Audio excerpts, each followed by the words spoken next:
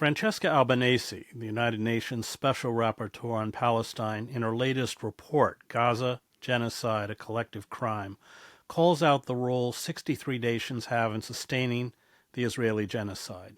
Albanese, who because of sanctions imposed on her by the Trump administration, had to address the UN General Assembly from the Desmond and Leah Tutu Legacy Foundation in Cape Town, South Africa, slams what she calls decades of moral and political failure. Through unlawful actions and deliberate omissions, too many states have harmed, founded, and shielded Israel's militarized apartheid, allowing its settler colonial enterprise to metastasize into genocide, the ultimate crime against the indigenous people of Palestine, she told the UN. The genocide, she notes, has diplomatic protection in international fora meant to preserve peace, military ties ranging from weapons sales to joint trainings that fed the genocidal machinery, the unchallenged weaponization of aid, and trade with entities like the European Union, which had sanctioned Russia over Ukraine and continued doing business with Israel. The 24-page report details how the live-streamed atrocity is facilitated by third states. She excoriates the United States for providing diplomatic cover for Israel, using its veto power at the UN Security Council 7 times, and controlling ceasefire negotiations. Other Western nations, the report noted, collaborate with abstentions, delays, and watered-down draft resolutions, providing Israel with weapons even as the evidence of genocide mounted. The report chastised the U.S. Congress for passing $26.4 billion arms package for Israel, although Israel was at the time threatening to invade Rafah in defiance of the Biden administration's demand that Rafah be spared. The report also condemns Germany, the second largest arms exporter to Israel, during the genocide for weapons shipments that include everything from frigates to torpedoes, as well as the United Kingdom, which has allegedly flown more than 600 surveillance missions over Gaza since the war broke out in October 2023. At the same time, Arab states have not severed ties with Israel. Egypt, for example, maintains significant security and economic relations with Israel, including energy cooperation and the closing of the Rafah crossing during the war. The Gaza genocide, the report states, exposed an unprecedented chasm between peoples and their governments, betraying the trust on which global peace and security rest. Her report coincides with the ceasefire that isn't. Nearly 300 Palestinians in Gaza have been killed by Israel since the ceasefire was announced 2 weeks ago. The first major ceasefire breach on October 19th led to Israeli airstrikes that killed 100 Palestinians and wounded 150 others. Palestinians in Gaza continue to endure daily bombings that obliterate buildings and homes. Shelling and gunfire continue to kill and wound civilians, while drones continue to hover overhead, broadcasting ominous threats. Essential food items, humanitarian aid, and medical supplies remain scarce because of the ongoing Israeli siege. And the Israeli army controls more than half of the Gaza Strip, shooting anyone, including families, who come too close to its invisible border known as the Yellow Line. Joining me to discuss her report, the ongoing genocide in Gaza, and the complicity of numerous states in sustaining the genocide is Francesca Albanese, the United Nations Special Rapporteur on Palestine. Before we get into the report, let's talk a little bit about what's happening in Gaza. It's just a complete disconnect between what is described by the international community, i.e. a ceasefire, and what's the pace may have slowed down, but nothing's changed. Yes, thank you for having me, Chris. I do agree that it seems that there is a complete disconnect between reality and political discourse. Because after the ceasefire, the attention has been forced to shift from Gaza elsewhere.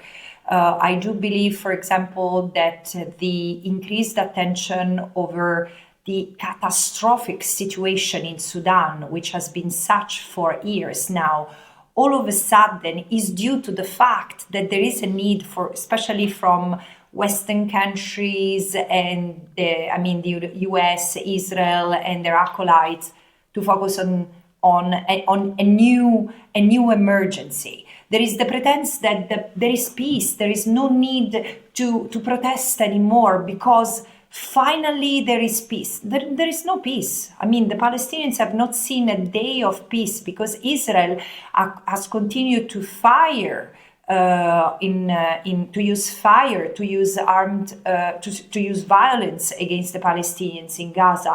Over 230 Palestinians have been killed since the ceasefire. 100 of them in one day, in 24 hours, including 50 children. And so starvation continues. Yes, there has been increase in the number of trucks, but far, far below what is needed, with much confusion, because it's very hard to deliver aid. All the more, Israel maintains a control over 50% of the Gaza Strip, while the entire Gaza population is amassed in small portions, guarded portions of the territory. So there is no peace. Meanwhile, while the Security Council seems to be ready to approve a Security Council resolution that will create an anachronistic form of tutelage, of trusteeship over Palestine, over Gaza, the West Bank is abandoned to the violence and the ethnic cleansing pushed by armed settlers and soldiers, while Israeli jails continue to fill up with bodies to torture of adults and children alike. This is the reality in the occupied Palestinian territory today, and so makes absolutely no sense where the political discourse is. Two issues about Gaza. One, of course, Israel has seized over 50% or occupies over 50% of Gaza. And as I understand it, they're not allowing any reconstruction supplies, including cement, in. This is also my understanding. They have allowed in food, water, and some essential materials needed for hospitals, mainly camp hospitals, and tents. But anything related to sustainability is prohibited. There are many food items that are also prohibited because they're considered luxurious. And why the question, Chris, is, and this is why I harbor so much frustration these days toward member states, because in the case of genocide, you have heard yourself the argument, well, the recalcitrance of certain states to use the genocide framework, saying, and it's pure nonsense from a legal point of view, but saying, well, the International Court of Justice has not concluded that it's genocide. Well, it has concluded already that there is a risk of genocide 2 years ago, in January 2024.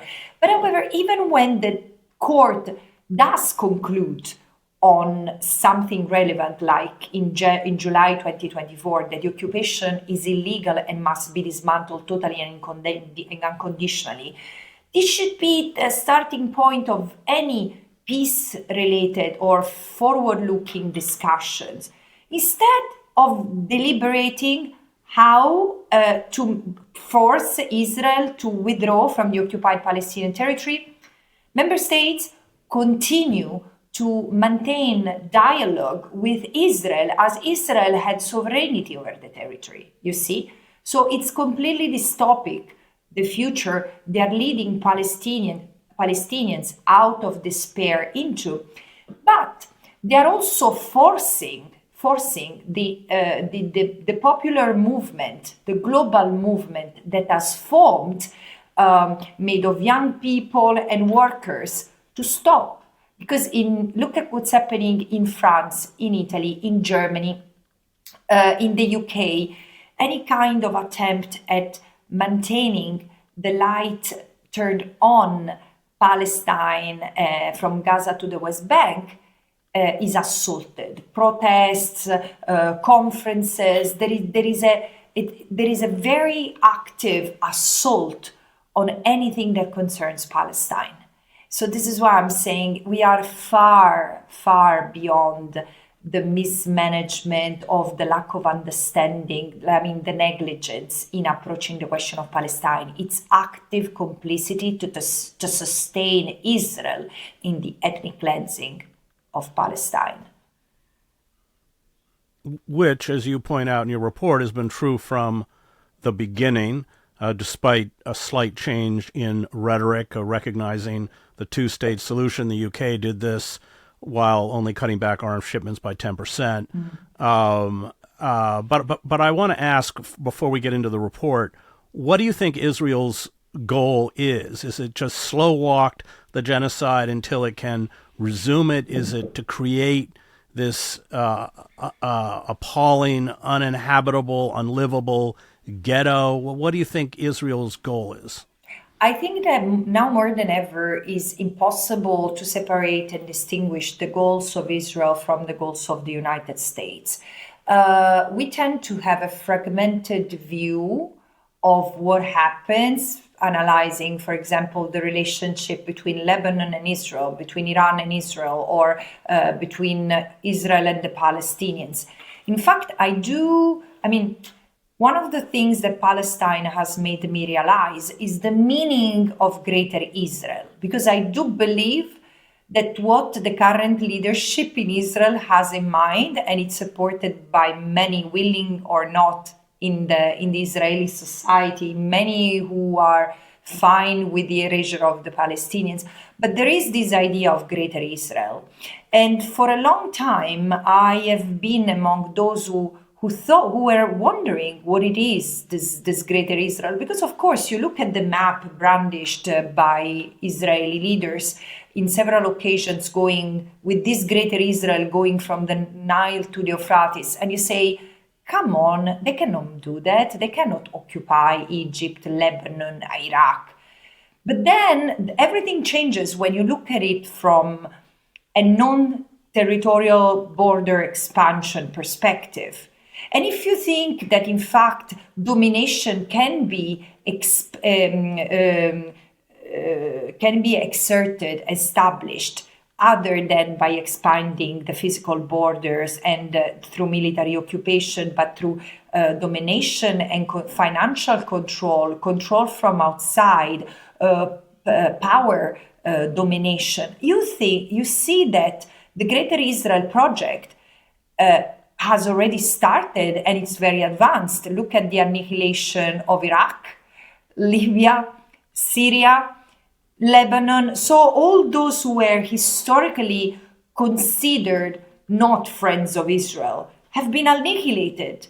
And the other Arab countries that remain either do not have the capacity to confront Israel and perish the thought they explored the idea of unity among them or with others, and the others are fine with it. So ultimately, I think that Greater Israel is the quintessential explanation of the US imperialistic design in that part of the world, for which the Palestinians remain a thorn in the side, not just for Israel, but for the imperialistic project itself, because the Palestinians are still there resisting. They don't want to go. They don't want to be tamed. They don't want to be dominated. So they are the last line, the last frontier of resistance, both physically and in the imagination. And therefore, you see, the fierceness against them has scaled up, with the US now getting ready with boots on the ground to get rid of them. This is my interpretation of the general design behind Israel/United States, where the Israelis are going to pay a heavy price, like many in the region, not just the Palestinians. So you see the imposition of American troops in Gaza as another step forward to the depopulation of Gaza? Yes. Yes. I don't trust any promise made to the Palestinians, either by Israel or by the United States. Because what I've seen over the past 2 years demonstrates to all of us, in fact, that they don't care at all about the Palestinians. Otherwise, they would have seen their suffering. It's just not like people like us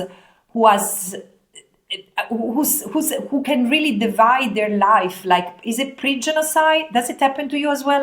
Are you talking of pre-genocide or after genocide? Because in fact, the beginning of genocide has changed my perception of the world.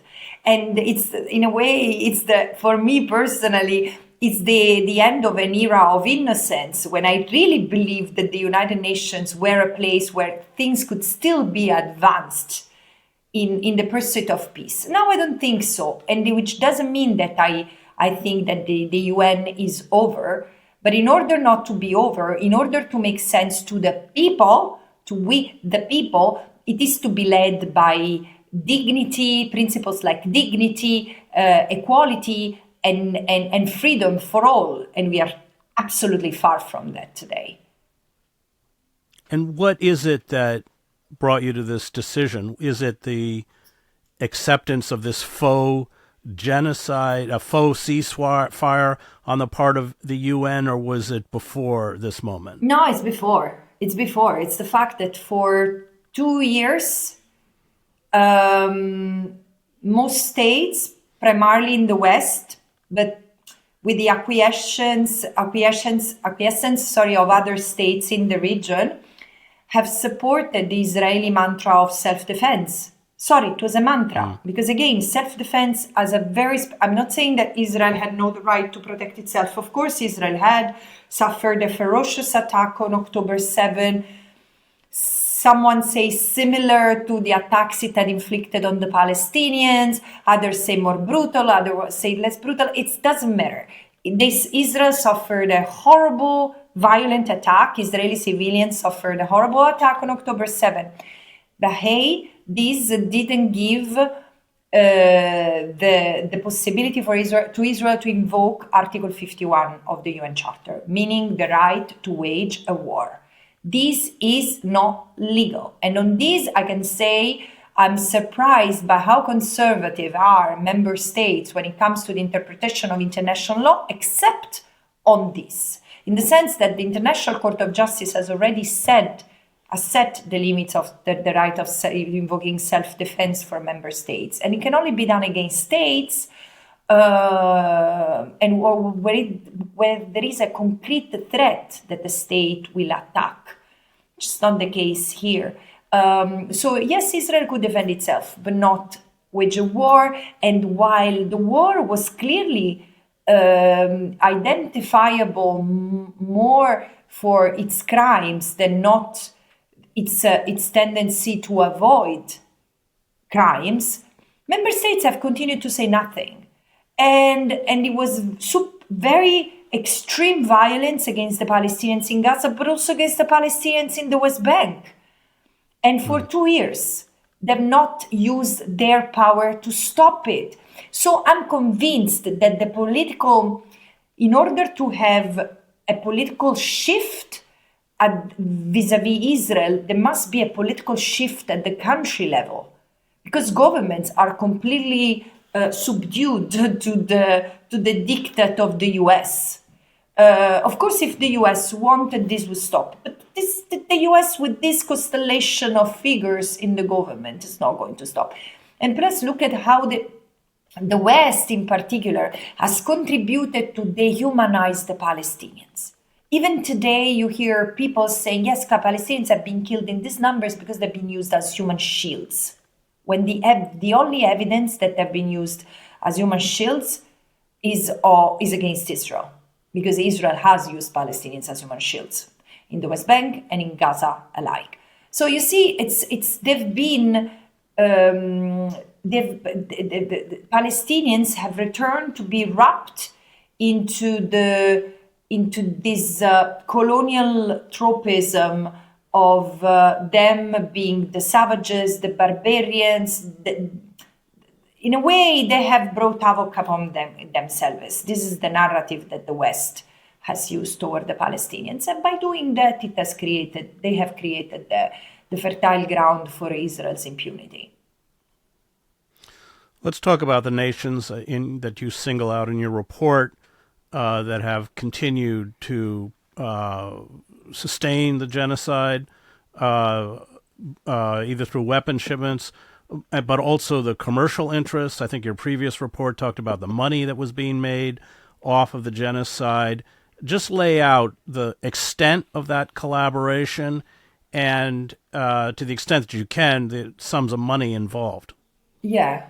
Let me start with introducing generally two components: the military component and the trade and investment ones, which are quite interrelated.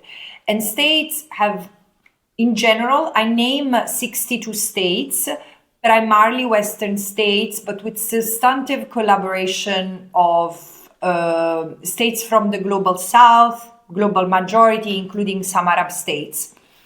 So they have altogether ignored, obscured, and somewhat even profited from Israel's violations of international law through military and economic channels. So military cooperation through arms trades or intelligence sharing has fueled Israel's war machine during the occupation, the illegal occupation, and especially during the genocide. While the United States and Germany alone have provided about 90% of Israel's arms export, at least 26 states have supplied or facilitated the transfer of arms or components, while many others have continued to buy weapons tested on the Palestinians. And this is why in my previous report, the one looking at the private sector, I was shocked to see how much the Israeli stock exchange had gone up during the genocide, and this is particularly because of a growth in the military industry. On the other hand, there is the trade and investment sector. Both have sustained and profited from Israel's economy. Think that between 2023, 2024, actually end of 2022 and 2024, exports of electronics, pharmaceuticals, energy, minerals, and what is called the dual use have totaled almost $500 billion, helping Israel finance its military occupation. Now, 1/3 of this trade is with the European Union, while the rest is complemented by North American countries, the US and Canada, who have free trade agreements with Israel, and several Arab states that have continued to deepen economic ties. Only a few states have marginally reduced trade during genocide, but in general, the indirect commercial flows, including with states that are supposedly that have supposedly no diplomatic relation with Israel, have continued undisturbed. So it's a very grim picture of the reality. But let me add just one extra element. I do believe that in many respects the problem is ideological. As I said, there is a tendency to treat Ukraine, for example, vis-a-vis Russia in a very different fashion than Palestine versus Israel. And this is why I think there is an element of Orientalism that accompanies also the tragedy of the Palestinian people. Talk a little bit about the kinds of weapons that have been shipped to Israel. These are, and we should be clear that, of course, the Palestinians do not have a conventional army. They don't have a navy. They don't have an air force. They don't have mechanized units, including tanks. They don't have artillery. And yet, the weapon shipments that are coming in are some of the most sophisticated armaments that are used in a conventional war. And as a leaked Israeli report, I think it was plus 972, provided 83% of the people killed in Gaza are civilians. Yes, yes. So, first of all, there are two things that are weapons, what is considered conventional weapons, and dual use, and both should have been suspended according to the decision of the International Court of Justice concerning Israel in the Nicaragua versus Germany case. Meanwhile, the transfer of there are two things. There is the sale of weapons, or the transfer of weapons directly through to Israel, and this includes aircraft, materials to compose the drones, because Israel doesn't produce anything on its own. It requires components, artillery, shells, for example, cannon ammunition, rifles, anti-tank missiles, bombs. These are all things that have been provided primarily by the United States. Germany, which is the second largest arms exporter to Israel, has supplied a range of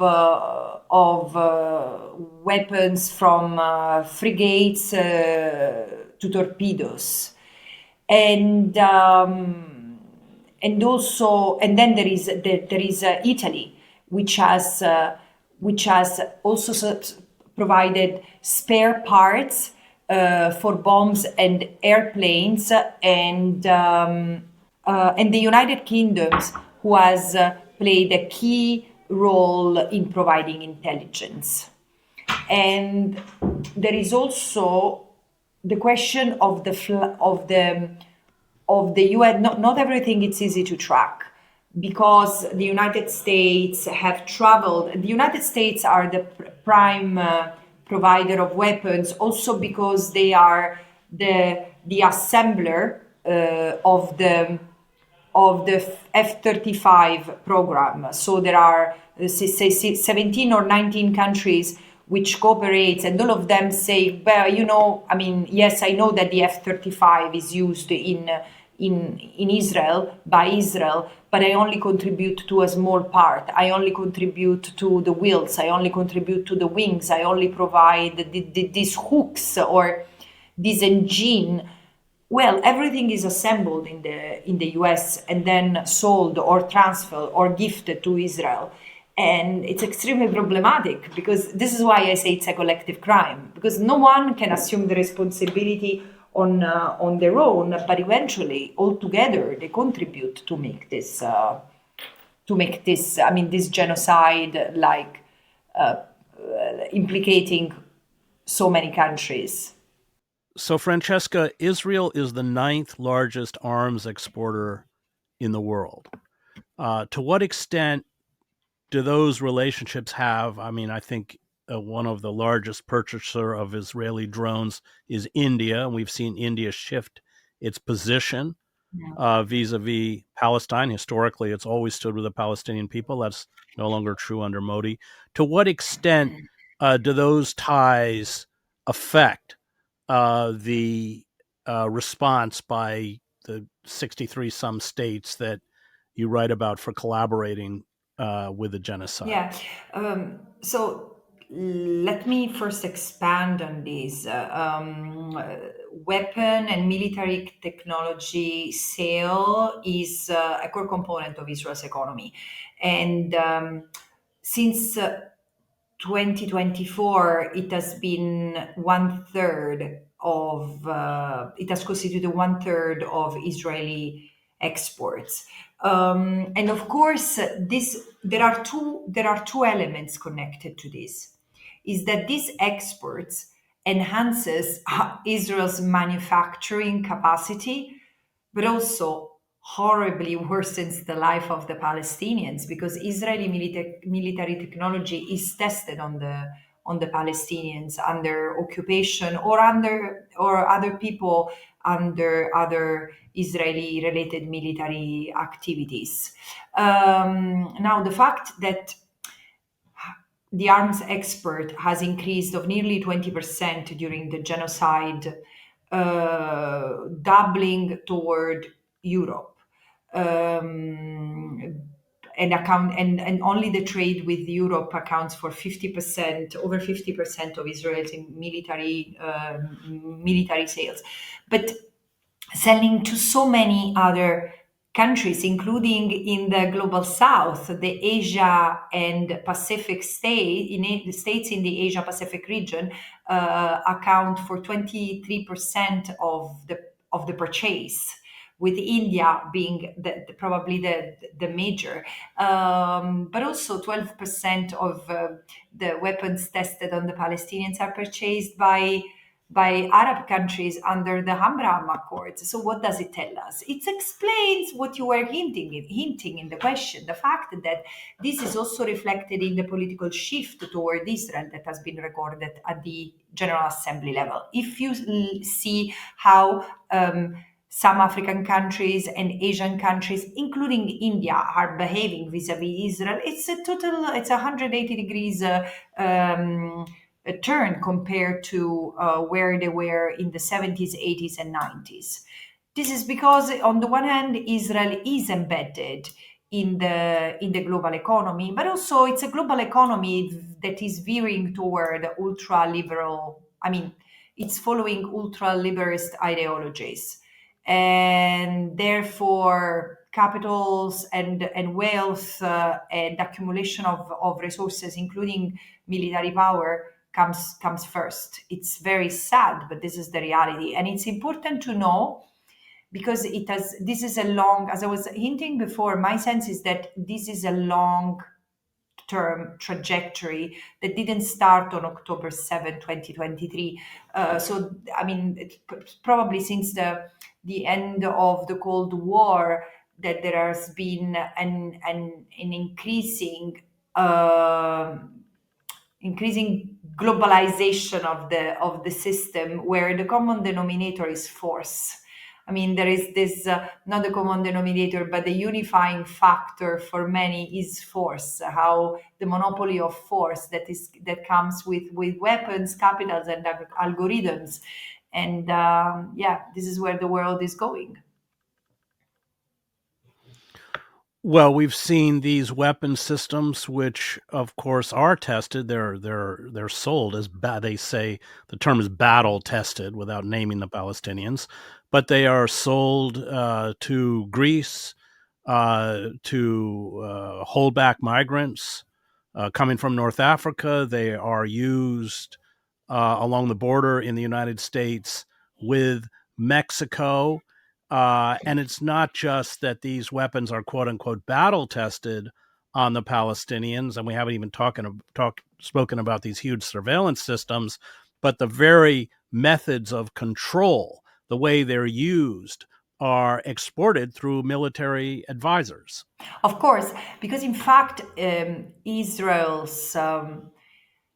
Israeli population is made almost entirely of soldiers. Of course, there are those who do not enlist in the army for religious reasons or for because they are conscientious objectors. They're a tiny minority, but the majority of the people of Israelis go through the army, and then many of them transfer their know-how or what they have been doing into their next career steps. So the fact that Israel, as I was documenting in my previous report, Israel's startup economy has a huge dark side. The fact that is connected to the military industry and to the surveillance industry.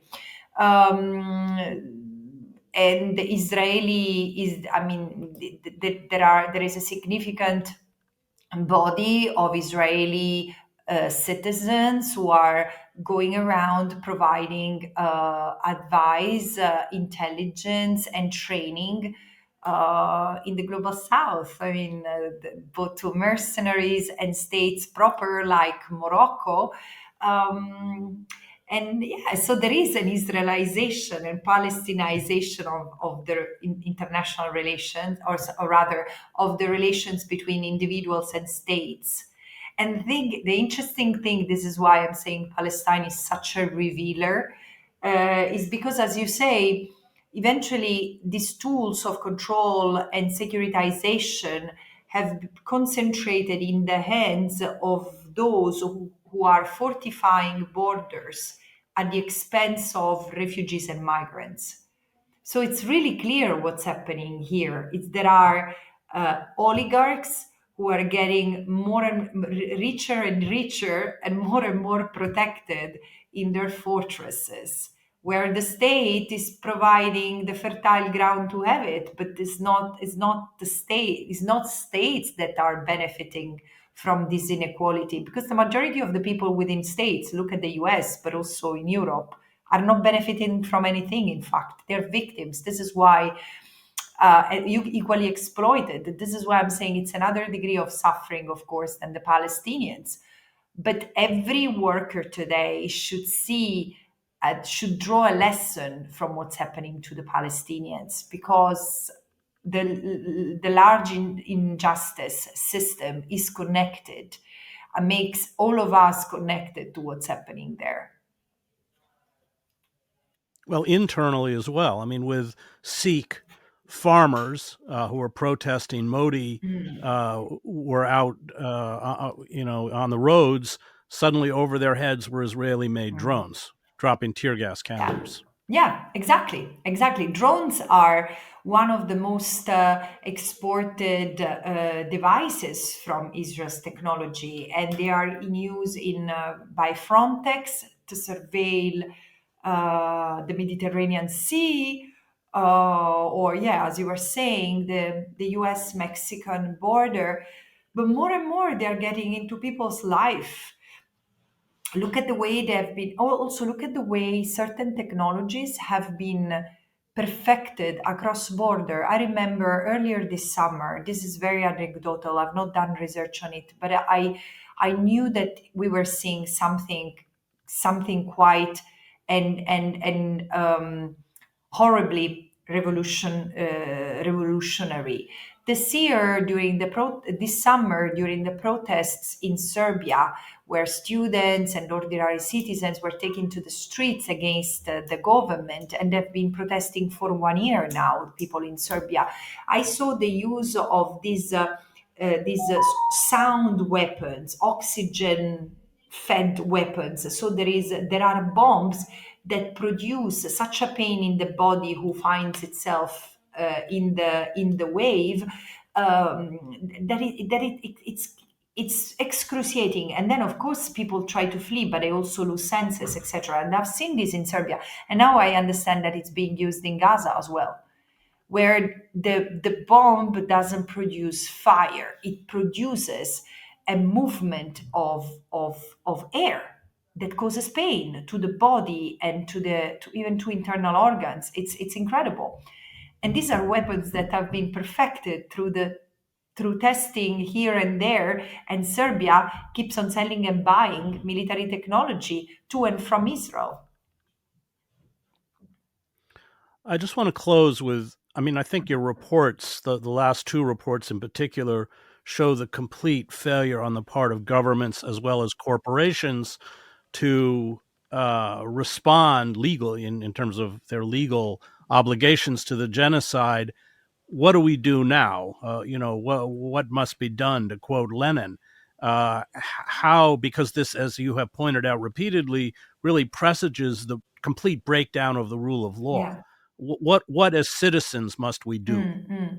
I think that we have passed the alarm area. I mean, we are really in a critical place, And I sense it because instead of correcting itself, the system led by governments is accentuating its authoritarian traits. Think of the repressive measures that the UK government is taking against protesters, against civil society, against journalists standing in solidarity with Palestine, or just for justice in Palestine. In France and in Italy at the same time, conferences and academic freedom, academic freedom is shrinking, and in the same days conferences of reputable historians and military and legal experts have been cancelled owing to the pressure of the pro-genocide groups, pro-Israel groups in the respective countries. And people, including in Germany, are being persecuted, including academics, for their own exercise of free speech. This tells me that there is very little pretense that Western states, the so-called liberal democracies, the most attached to this idea of democracy, are ready to defend for real. So, in this sense, it's up to us citizens to be vigilant, and to make sure that we do not buy products connected or services connected to the legality of the occupation, the apartheid, and the genocide. And there are various organizations that collect lists of companies and entities, including universities, that are connected to this unlawful endeavor.